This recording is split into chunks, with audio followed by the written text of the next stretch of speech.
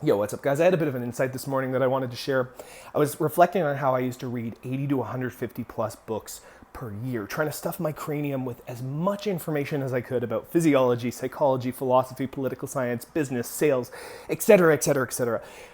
Just assuming that there was this missing piece of information, that if I got this insight, I had this perspective that I was somehow missing, that everything would just make sense, that I would be a happier, healthier, richer, more successful, more charming, more attractive, more enlightened version of myself. And what I learned over those few years of reading, 80 to 150 books a year is that information does not equal knowledge. It doesn't change you unless you change yourself. What I mean by that is you need to have experience, you need to have action, you need to have implementation so that you have a reference experience to validate the information that you are learning.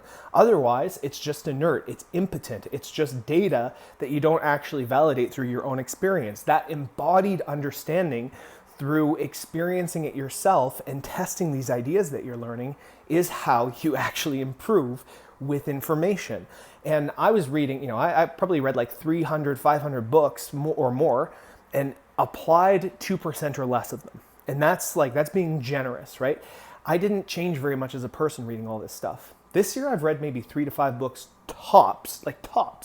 And it's all been hyper specific to the situation that I'm trying to work on in that moment.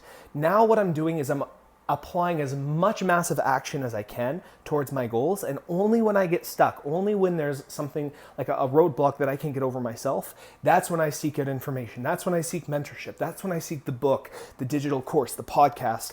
I try to get this outside perspective when I get mentally stuck. The same way that you can get fat and lazy and indigestion and your body can't assimilate food if you eat too much food all at once, if you consume too much information at once, you can become mentally fat. You can have that same lethargy that you feel when you eat too big of a meal, when you consume too much information. So stop being starved for information and start being starved for action, that implementation, that reference experience that is going to validate the information and actually produce results in your life. That's it.